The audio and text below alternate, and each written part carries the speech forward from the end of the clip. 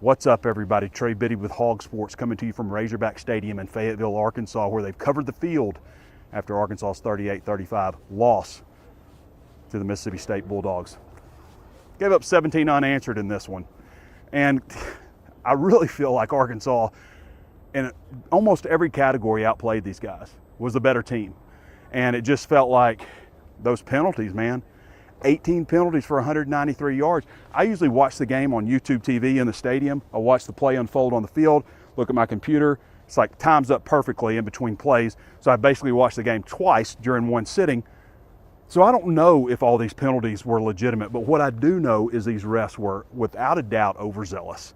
Without a doubt, had some type of agenda in this game. Because Arkansas, 15 of these penalties, I think Arkansas only had 3 penalties in the first half. They're not a high penalty team. Haven't been under Petrino. 15 of them happened in the second half, and it all started really when you had that personal foul called down here. Petrino gets hit with one. I don't know what he said, but whatever he did changed the way the refs are calling the game. You will not convince me otherwise of that. I'm not saying that Arkansas didn't have legitimate penalties. Just watching them unfold live, I think some of them were very legitimate. I think maybe with Quincy Rhodes, you got to blow the whistle. If you don't want him to throw him into the ground, which he did. Fernando Carmona, there was a holding call that was pretty big. I don't feel like that was holding. I felt like it was a pancake block. But I also felt like there were things on the other way, like Taylor Green sliding and gets drilled by the guy right at the sideline. There's no call on it, but Arkansas is getting a holding call against them on the same play. So people I talk to at home say yes. It feels like some of the calls were genuine, but it also feels like they were just kind of out to get them at the same time. Like, well, who are we mad because they're legit, or are they not legit? And people don't really know where to go with that. I know people here were pissed. Hunter Yurchek, I was standing right behind him. I don't know what he said because his back was to me, but he went out. I've never seen an athletic director go out on the field and he's just like talking to the white cap like that. I don't know what he's saying, but he was hot. He had a meeting today with a lot of influential people, boosters in Arkansas, laying out a plan. What I hear mostly about coaching search stuff is Arkansas is very much like, we're going to be better at this, we have more support here, but no real hard numbers going around like you hear with other coaching searches. We know Rhett Lashley's off the table. So it's going to be interesting to see where that goes, but we've got a couple of weeks here to kind of think about coaching search stuff. I don't feel like I owe you an explanation for this mustache. We'll call it the Search Stash 2.0. But I'll just say yesterday was Halloween, and I thought Just for Men washed out I thought you could just kind of wash it out, and apparently you can. So my wife kind of likes it, so we're rocking it for a little bit. Yeah, I don't know how to feel about the game. I know as it was going on, I was pissed. I was like, are you kidding me? I was down on the field, the last 5 minutes like I normally do, and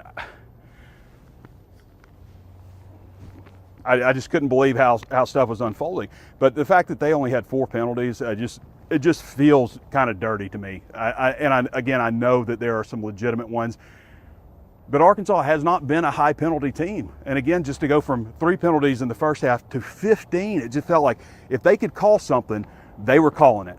And you can call holding probably like every play, but the personal foul stuff just, and I don't know, like, did they run into the kicker? I never saw a replay. So it's hard for me to sit here and maybe I do that on Monday's show after somehow, I guess, figuring out how to watch this game because I have YouTube TV. Wish that would get sorted out.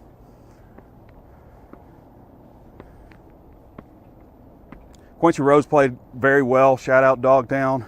I think he had 3.5 TFLs. I'm not sure if that was the final total, but that was the last I saw from my spot in the press box where I went down field level. But guys, you have to go back to according to Sports Information, before 1995 at least, probably farther, since the team had that many penalties. It was almost an all-time record. I'm not sure how they scored the end of it. I'm not sure how they scored having a intentional grounding but no yardage is assigned to that. I don't know how that works. Did they waved it off or what happened? I'm not sure if they'll correct that in stats or what. But to have 193 yards and penalties, and I think 194 passing yards, is that right? Or did I have that backwards? Almost as many penalty yards as passing yards. I don't think I've ever heard of that. Anybody I talked to in the media, have you ever seen a game like that? I asked Bobby Petrino several times, and he kind of refused to comment on the media, but on the officiating, which you keep asking a coach, like maybe phrase it in a different way. He's like, "Are you trying to get me fined?" But I know eventually he's going to say something, and he kind of did. He made a couple of comments, and that's just kind of how you massage a question a little bit. Now that we're in the concourse, I need to tell you about our friends over at Sutherlands. If you're interested in a barn dominium, a garage, a hunting lodge, you should check these folks out. Arkansas people, runs deep with them, and they've got a new deal, the Friends and Family deal. So if you spend, say, you're buying a building, you spend $10,000 on a building, you're going to get $1,500 back for merchandise that you can spend. You just got to mention that you saw it with me. Say, "Hey, I saw it on the Walk and Talk with Trey Biddy," and you'll get hooked up with that. So that's a pretty sweet deal. You can reach out to them at 1-800-66-BARNS, get a free estimate that way, or go to Sutherlands.com. We certainly appreciate them supporting the Walk and Talk and hope you'll choose to support them. 4 locations in Arkansas and, several other places, several other states as well. All right, back to it. Again, I'm just kind of miffed. I've never walked out of a game not knowing how to feel. I know during the game I was pissed off. I wasn't like saying stuff when I was down on the field, which I never say, like to the refs, like how do you make that call? So I don't know how to feel. I'm sorry. I feel weird walking around with this mustache too. All right, well, I hope Taylor Green is okay. He looked like he took it pretty hard on that last play. I couldn't see exactly what got hurt, but I also didn't feel like he needed to be in that situation anyway to have to come back and try to win the game.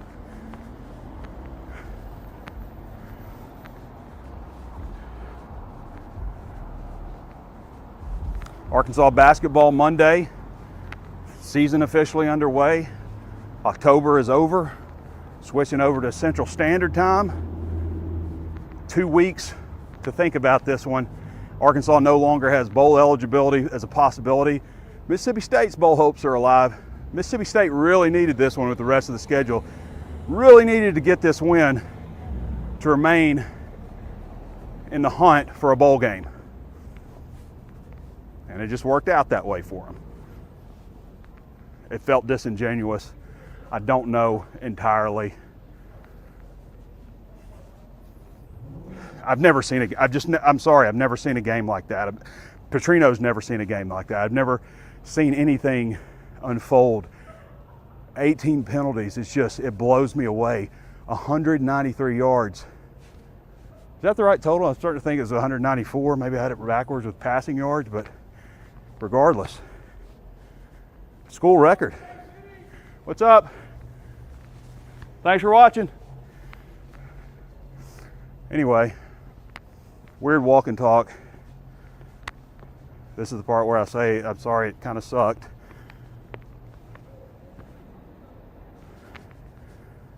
How's it going? Anyway, appreciate everybody tuning into Hog Sports. We've been dropping a lot of coaching search stuff lately. Talking about the money that Arkansas is trying to get to with, there's police in here, trying to get to, add tens of $millions to the budget for football to hire a coach and give him the resources that he needs, which Arkansas has never, they hadn't been able to do before, and try to get into the middle of the pack. And people say, well, that's just not serious enough, but Arkansas is like 14th in money for football right now. Getting to the middle of the pack is an important incremental step, and if you can win with that and you can do some stuff, you can catch lightning in a bottle. then maybe you can get up a tier. Like Lane Kiffin didn't go to Ole Miss for $9 million out of the gate. He earned getting $9 million. But from what I hear, Arkansas is going to be willing to pay.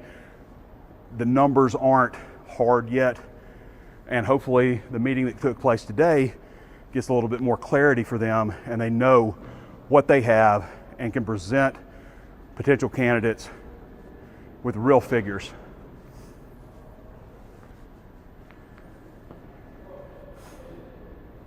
It's an important, most people I talk to agree with this. This is the most important hire probably that I can ever remember, just given where Arkansas football,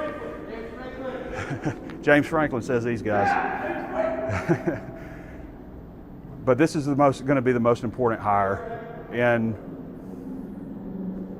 that I can remember, because Arkansas has been so bad in football.